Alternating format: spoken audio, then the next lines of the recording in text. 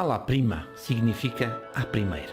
Se quisermos adotar o conceito mais minimalista possível, poderíamos dizer que, depois de aplicar uma pincelada na tela, ela não deve ser modificada.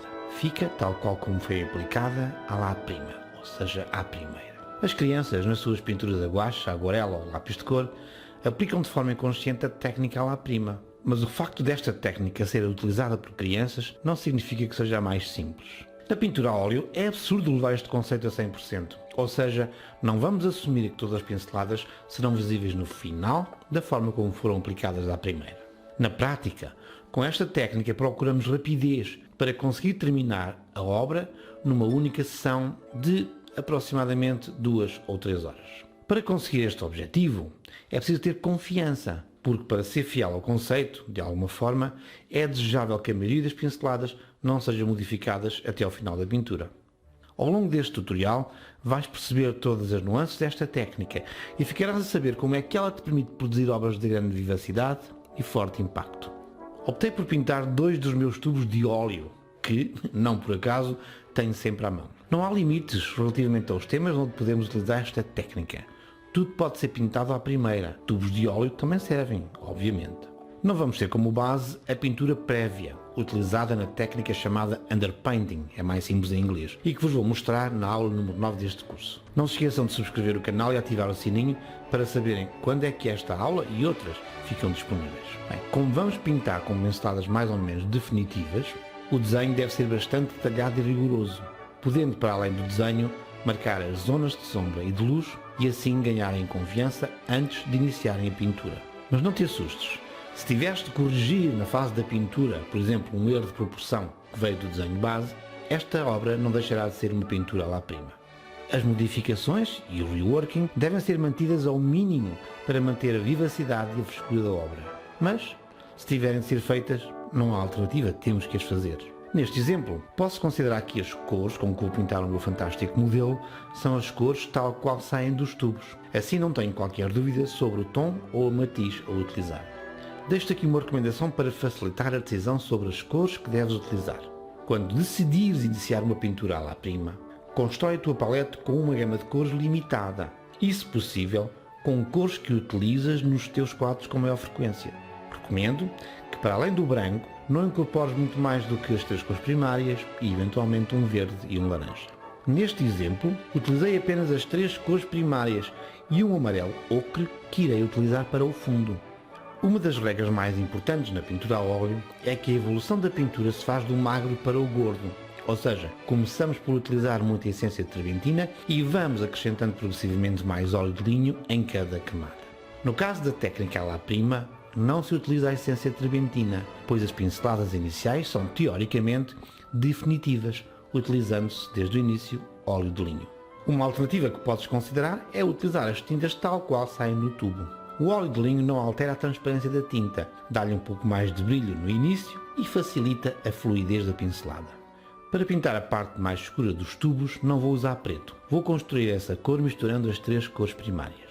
Ao utilizar a mistura das 3 cores primárias em vez do preto, consegues uma pintura mais natural, pois evitas o forte contraste que o preto provoca. Eu só utilizo o preto quando há total ausência de luz e, eventualmente, para criar tons de cinza, juntando-lhe o branco. Para obter o cinzento metálico que vemos nestes tubos, não me choca que utilizem uma mistura de branco e preto. Mas, para vos mostrar que nem isso nos obriga a usar o preto, vou fazer um cinza com as 3 cores primárias e, claro, acrescentando o branco. Conseguir este cinza é um pouco mais difícil do que usar branco e preto, mas é uma prática que recomendo não só como exercício, mas como método para deixarem de usar o preto. Vejam como é satisfatório o resultado conseguido, tanto no cinza metálico dos tubos, como no cinza das tampas. Pode não ser evidente no vídeo, mas ao não usar preto, esta pintura ou qualquer outra fica certamente mais harmoniosa. Nas zonas de branco do tubo, aplico um branco puro sem me preocupar para já com as sombras. Vou agora pintar o fundo com amarelo ocre. É uma cor que utilizo regularmente, pelo que o resultado não me vai surpreender. Tal como fiz nos brancos dos tubos, não me preocupo com as sombras do fundo para já, mesmo que pareça que os tubos ficam a flutuar. Vou escurecer este amarelo ocre com vermelho e azul e pintar uma zona mais escura no topo do quadro, para quebrar um pouco a monotonia deste fundo.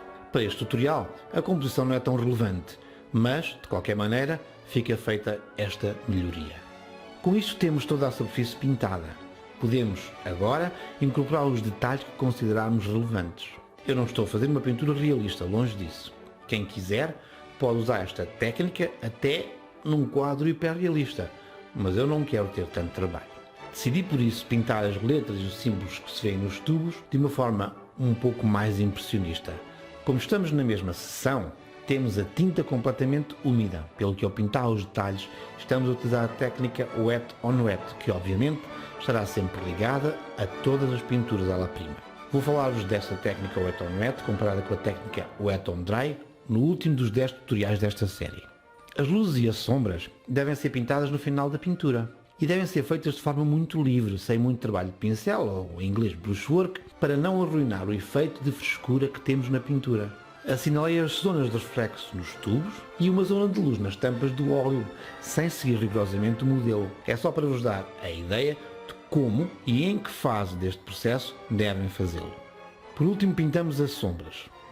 Devo referir que a escolha da ordem entre a aplicação das sombras e das luzes é indiferente. Vou pintar a sombra que os tubos projetam. Primeiro, a sombra projetada pelo tubo amarelo que incide sobre o outro tubo. E depois, as restantes sombras projetadas no fundo. Obtenho a cor da sombra do fundo, acrescentando vermelho e azul ao amarelo ocre, tal como fiz para a zona do topo deste quadro. A sombra dos próprios objetos, fundamental para ajudar a percepcionar o volume, é pintada também na última fase da pintura à la prima. Poderia avançar com mais detalhes e mais perfeccionismo, mas se exagerar nos últimos retoques, aí sim já não pode ser considerada uma obra à la prima. Este foi um exemplo muito simples sobre a aplicação desta técnica, que é muito útil, sobretudo se tiveres um tempo limitado para terminar a tua obra, ou se pretendes obter resultados interessantes com um esforço relativamente pequeno. Termina assim a aula número 6 deste curso. Se chegaste até aqui, eu vou-te pedir um enorme favor. Subscreve o meu canal. O YouTube, com esta promoção de ter feito os shorts, tem prejudicado muito os produtores de vídeos longos de formação e tem sido muito difícil para nós continuar motivados para produzir aquilo que consideramos ser mais interessante, aquilo que pensamos que é útil para as pessoas que querem aprender, desenvolver as suas capacidades de desenho, de pintura e talvez encontrar a sua vocação. Por isso, não custa nada e eu agradeço imenso o teu contributo. Se quiseres ver os outros vídeos deste curso, deixo-te aqui um link para aceder ao resto do conteúdo. E como sempre, deixo um último conselho. Diverte-te a pintar, diverte-te a desenhar e, sobretudo, que sejas muito feliz. Obrigado.